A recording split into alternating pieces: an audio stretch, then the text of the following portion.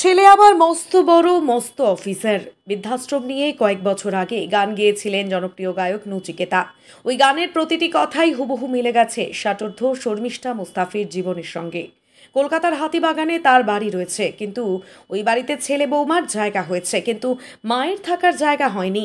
স্বামীর মৃত্যুর পর একমাত্র ছেলে বৃদ্ধা মাকে পাঠিয়ে দিয়েছিল মধ্যমগ্রামের দিকবেরিয়ার একটি ব্যক্তি মালিকানাধীন বৃদ্ধাশ্রমে।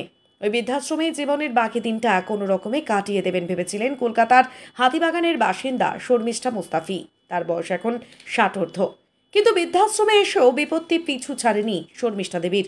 এককালীন কয়েক লক্ষ টাকা নেওয়ার পরেও ষাটোর্ধ্ব শর্মিষ্ঠা দেবীকে দিয়ে বৃদ্ধাশ্রমের সমস্ত কাজ করানো থেকে নিজের বাড়ির কাজ পর্যন্ত করানোর অভিযোগ উঠেছে মধ্যমগ্রামের দিকবেরিয়ার নিবেদিতা ওয়েলফেয়ার ফাউন্ডেশন বৃদ্ধাশ্রমের মালকিন নিপা রায় সরকারের বিরুদ্ধে।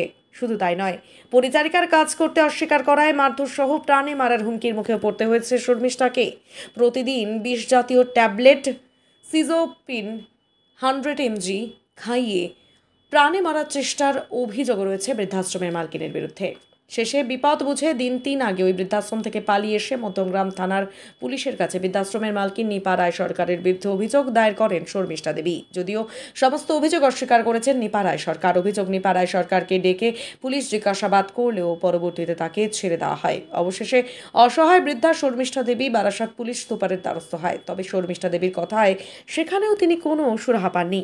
রাজ্যের মুখ্যমন্ত্রী থেকে মুখ্য সচিব, মানবাধিকার কমিশন, সাংসদ কাকলি ঘোষ দস্তিদার, মধ্যমগ্রাম পুরসভা সহ পুলিশের উচ্চপদস্থ দপ্তরে অভিযোগ জানিয়েও কোনো সুরাহা মেলেনি। তাহলে এই বৃদ্ধা যাবে কোথায়? এখন বড় প্রশ্ন অসহায় বৃদ্ধা শর্মিষ্ঠা দেবীর কাছে। গত কয়েকদিন রাস্তায় রাস্তায় ঘুরে বেড়ালেও তার ছেলেও কোনো খোঁজ নেয়নি।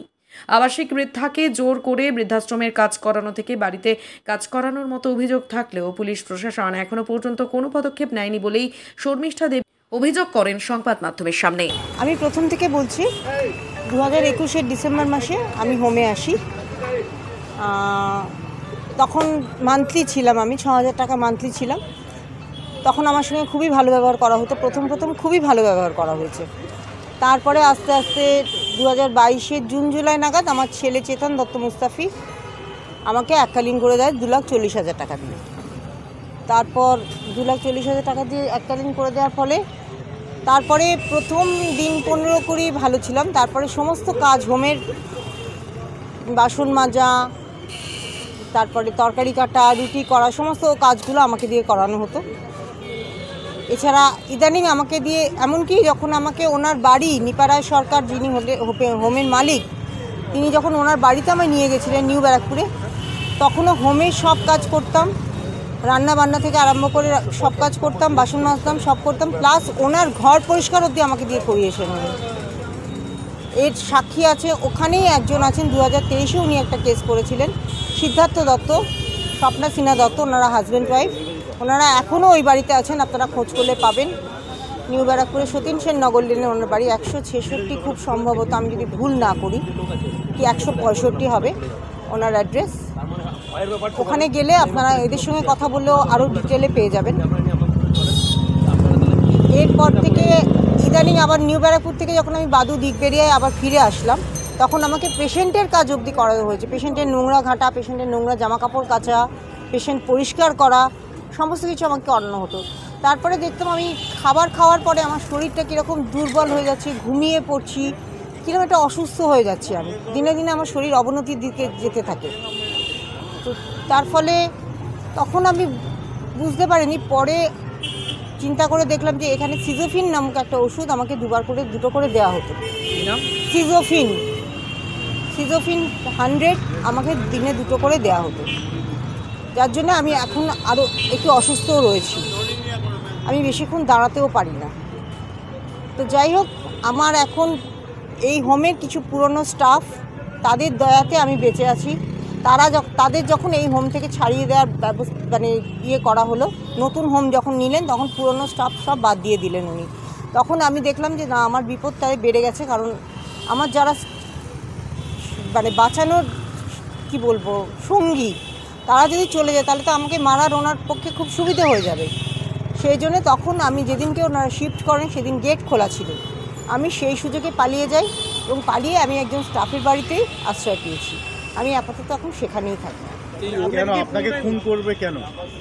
আমি হোমে এমন কিছু জানি বিষয় জেনে গেছিলাম বলে যে এইসব ওষুধপালা দিয়ে অনেকে মারা হয়েছে, অনেকে মারা গেছে এই ওষুধের জন্য। তারপরে ধরুন এটা তো একটা মেন কারণ হচ্ছে এইটা। তারপরে যে কোনো কারণেই হোক আমার উপরে নিপাড়ায় সরকারের একটা রাগ ক্ষোভ আছে, কেন বলতে পারবো না। এই হোমটা কিসের হোম? এটা বৃদ্ধা থাকার, তারপরে ধরুন একদম বেড রিডিং যারা তাদের থাকার জন্য। Nivedita welfare foundation old age home. এখানে মানুষ মেরে দেয় কেন?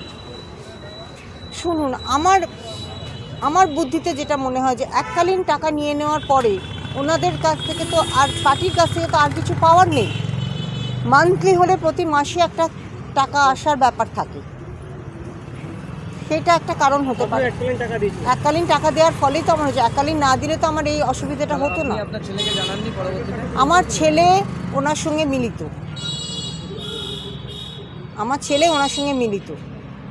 আমার ছেলে আমাকে পাগল প্রতিপন্ন করার জন্য ব্যস্ত। সে নানান রকম কাগজ, নানান রকম এভিডেন্স জোগাড় করেছে যে আমার মা পাগল। নার্সিংহোমের বিল পুরনো দেখাবে আপনাদের দরকার হলে, আপনারা যদি দেখতে চান। কিন্তু আপনারা আমার সঙ্গে যে এতক্ষণ কথা বলছেন, আমাকে এতটুকু দেখে মনে হচ্ছে যে আমি অসুস্থ বা আমি স্বাভাবিক নই, আমার কোনো আচরণে অস্বাভাবিকতা দেখছেন আপনারা? আপনার ছেলে কেন আপনার বিরুদ্ধে? আমার ছেলে আমার বিরুদ্ধে, তার কারণ তো আমি সঠিক বলতে পারবো না। আমাকে বার করে দিলে তার শাশুড়িকে নিয়ে সে ওই বাড়িতে আরামে থাকতে পারবে, সম্পত্তি সে ভোগ করতে পারবে। সেই জন্য। কত টাকা সম্পত্তি? 2 থেকে 2.5 কোটি টাকা সম্পত্তি আমার আছে। বাড়িটার এখনকার ভ্যালুয়েশন হচ্ছে 2 থেকে 2.5 কোটি। কোথায় বাড়ি আপনার? আমার বাড়ি হচ্ছে এখন যেটা স্মার্ট বাজার হচ্ছে বিদুশ্রী সিনেমা, যেখানে যার উল্টো দিকে আপনার ভিপজিও ক্লাবে তো আপনারা যান পুজোর সময়। নিউ ব্যারাকপুর না, খান্না, শ্যামবাজার খান্না, ওখানে আমার বাড়ি। আবার এরপরে থানায় জানিয়েছিলেন? থানায় কি বিষয়? এই বিষয়গুলো? হ্যাঁ, সমস্ত বিষয় জানানো হয়েছিল। তারপরে থানা আমাকে প্রথমে রেসপন্স করেনি। আপনারা যদি ক্যামেরাটা বন্ধ করেন তাহলে উনি একটু বলে দিতে পারেন এই বিষয়টা, অফিসিয়াল ব্যাপারটা। আপনি বলুন কি হয়েছে থানায় গিয়ে প্রথমে বলেছিলেন যে আমরা কোনো চিঠি পাইনি। তারপরে আবার একদিন গেলাম, তখন বললেন যে হ্যাঁ আমরা চিঠি পেয়েছি, আপনারা তাও একটা কপি করে দিয়ে যান। আমরা কপি করলাম। আমাকে বললেন আপনাকে রাত্রে থাকতে হবে। সেদিনকে নিপাড়ায় সরকার এসেছিলেন, নিপাড়ায় সরকার বসেছিলেন সেখানে। তারপরে বলা হলো যে আপনাকে থাকতে হবে। আমি সারা রাত্রি সেখানে মাটিতে শুয়ে রইলাম। আর নিপাড়ায় সরকার রাত্রি 1:30টার সময় নিপাড়ায় সরকারকে ছেড়ে দেওয়া হলো। যে কালপিট তাকে ছেড়ে দেওয়া হলো, আমাকে আটকে রাখা হলো। আমি তো তার পরের দিন গিয়ে আবার কোর্টে হাজিরা দিতে পারতাম। এটা মধ্যমগ্রাম থানা। তারপরের দিন আমাকে ম্যাজিস্ট্রেটের কাছে নিয়ে যাওয়া হয়। ম্যাজিস্ট্রেটের কাছে আপনাদের যা বললাম সেগুলোই বলে এসেছি। তারপর থেকে ঘোরাঘুরি করছেন এখনো এসপির অফিস থেকে আমরা আসছি, সোজা এসপি আমাদের সঙ্গে দেখা করেনি। কোনো ঘটনার কোনো সুরাহা হচ্ছে না? কোনো ঘটনার কোনো সুরাহা এখন অবধি হয়নি। যে কালপ্রিট সে এখনো বহাল তবিয়তে ঘুরে বেড়াচ্ছে, হোমেও যাচ্ছে। অভিযোগ জানিয়েছি। আমার চোখে চশমা নেই, আমি তো ঠিক বলতে পারবো না কোথায় ওটা বাদু দিগবেরিয়ায় ছিল। এখন কোথায় হয়েছে তার অ্যাড্রেস আমি বলতে পারবো না, কারণ এখন নতুন হোম নিয়েছেন। আপনারা একটু দেখে নিন, আমার চোখে চশমা নেই তো। মমতা ব্যানার্জি, মাননীয় মুখ্য সচিব শ্রীমতী কাকলি ঘোষ দস্তিদার, ডেপুটি ইন্সপেক্টর